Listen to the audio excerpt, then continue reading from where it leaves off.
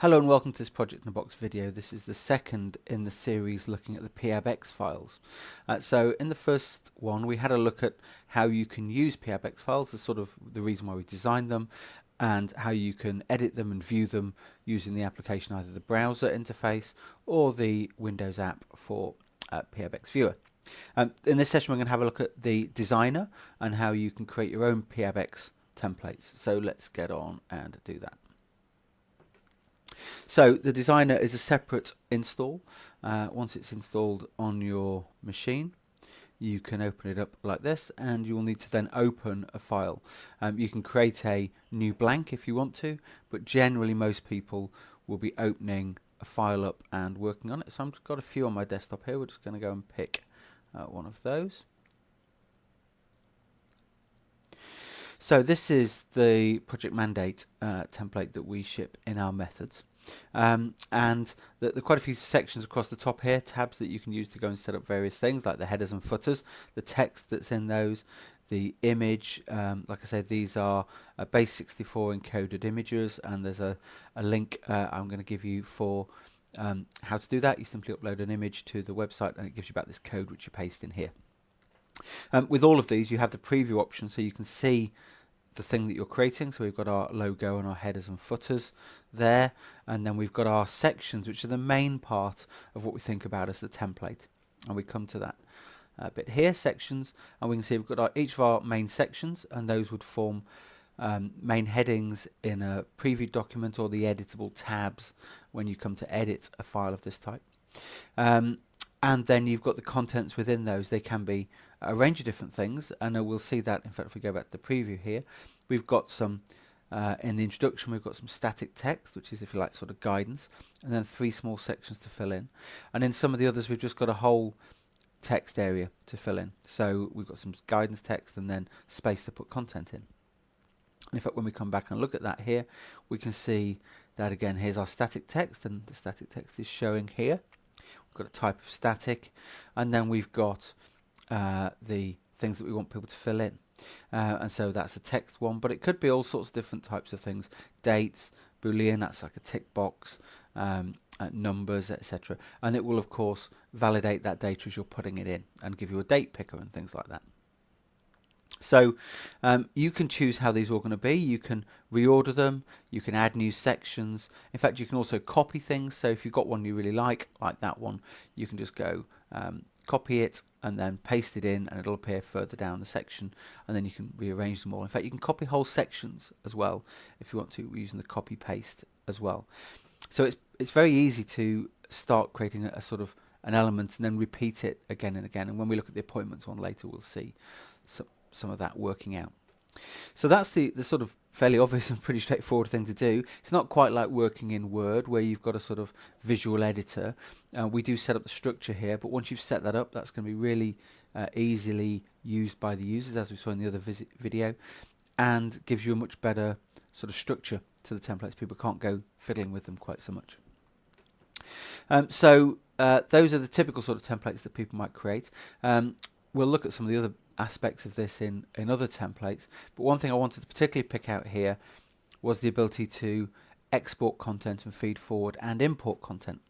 So in the variables section, we've got the set of variables that are going to be loaded in to this template when it's checked out from the main system.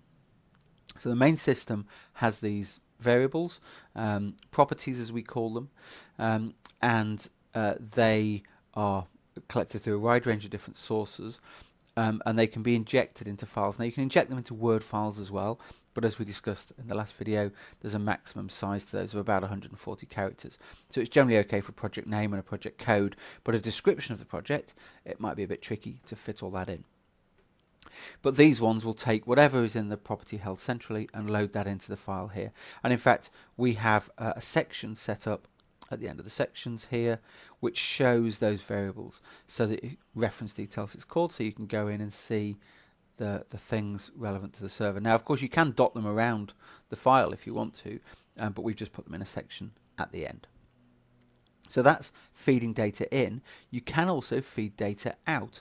So this template is set up so that when the users fill in the project intro, which is a text piece here, it's going to be exported. So when you check this file back in, it will take that content, whatever it is, and feed that into a property in the main system, which can then of course be used by other templates and in reports and all those other sorts of things. So we've got feed in at any size and feed out at any size, and it will create a property using the item ID here. Now, because it picks that thing up and uses it in a unique fashion, you have to have unique names for these items within this system. So within one template, all item names must be unique. So that's the export. Pretty straightforward to set up, and you'll see you could do that with anything that you wanted. Actually, you just simply click on export, and it's going to create that property name for you. So that's all I wanted to look at this particular file. We're going to go off and have a look at now a different template using Designer, and you'll see we can just simply close that one and move on to the next one. So this is the PID. Now this one has, because it's a file that appears later in the project and we're going to use that feed forward thing, this one is also bringing in an extra variable or property from the main system, project intro. That's the one we've just sent out from the mandate.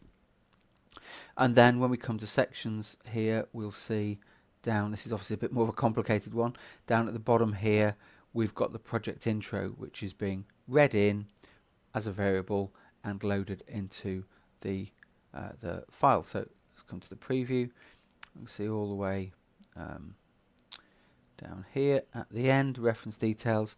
We've got a space for the project intro, and it's telling us project intro is fed forward from the project mandate. Now that's not just happening in any automatic sense, it's doing that because there's a piece of static text here telling you that. And you can use the static text anywhere you want to within the file to give some guidance or to just inform people, remind people about various things. So this is obviously a much more substantial type of template.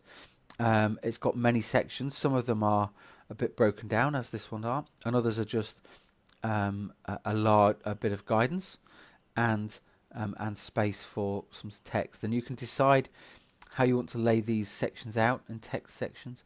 So I've got 20 rows. I'm giving people an indication of the sort of amount I might expect them to write. Of course, if you write beyond that, it'll go into a scroll box.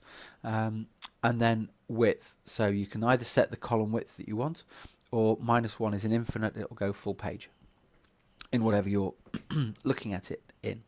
So you've got quite a lot of flexibility about how you set these things up, actually, to appear. Not only the sections like that, but also the look and feel of them.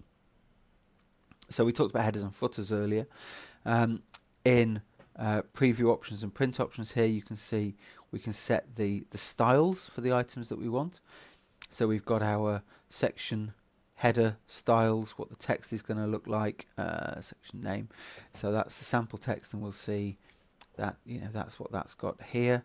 And so these things that you set up will flow into your template, and so you can get the style that you want with, as I say, all the headers, footers, logos, color schemes, layout of the file.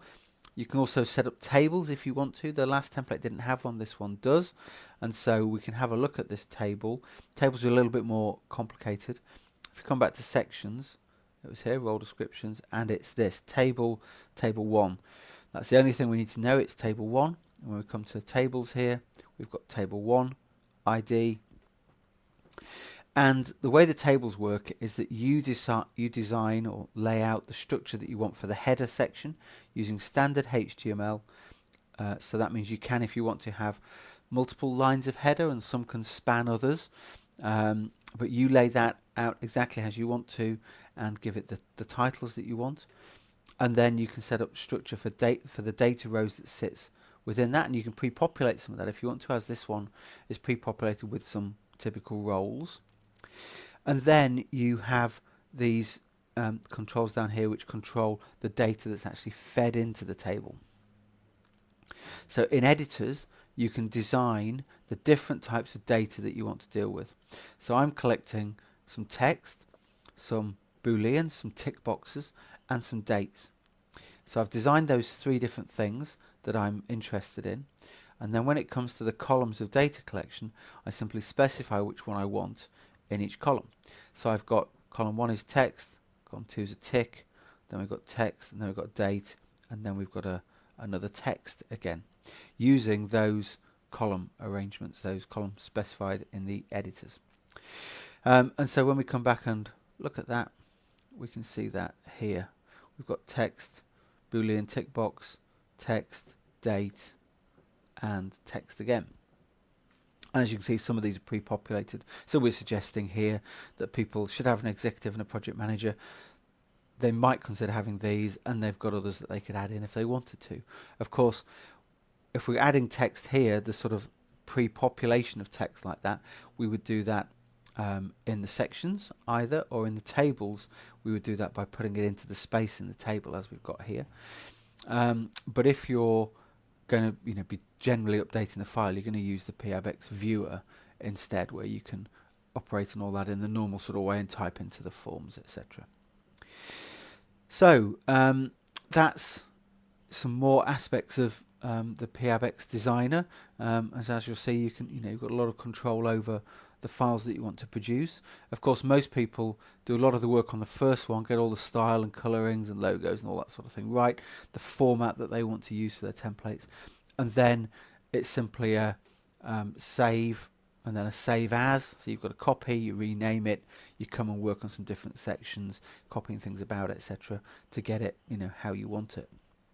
And that's pretty straightforward to do. It is, of course, XML, so if you want to, you can open this file in an XML viewer, and that allows you to copy sections from one to another if you want to do that. You of course just have to be careful that you've not got duplications of names, as we said earlier. And in fact, here it will tell you if you open the file and it's got some errors like that in it. It lists them so you can go off and find them and correct them. So let's just have a look at one other, which is a little bit of a sort of left field one, just to show some of those styling things. Here's an old playing around version of the mandate, and if we preview that, we'll see it looks a bit different. We've got a load of different text up here, we've got some strange colorings and arrangements, and we've got really quite a complicated table structure with, like I say, some column spans and lots of ticks actually in this particular case, but we've got like I say, a more unusual table header structure, and that's easy enough to do if you're decent with HTML. So that's what that one looks like. And in fact, if we come to tables here, we can see we've got those two rows of headers with some spans across some of them, and then just that appropriate text to make that all make sense. So that's I say something slightly different for us to finish with. So I hope you found that really useful. I would just actually, I think, probably draw your attention to one other thing, which is this link for converting the logos to use as piabx files. There are plenty of these things around, free online. That's one we've been using, and it works pretty well. You just simply upload your file and it gives you the text back, and then you can just drop it into the piabx designer, and that's the image that will appear in the top corner of your templates. Okay, so thank you very much. If you've got any further questions, don't hesitate to ask us. Thank you.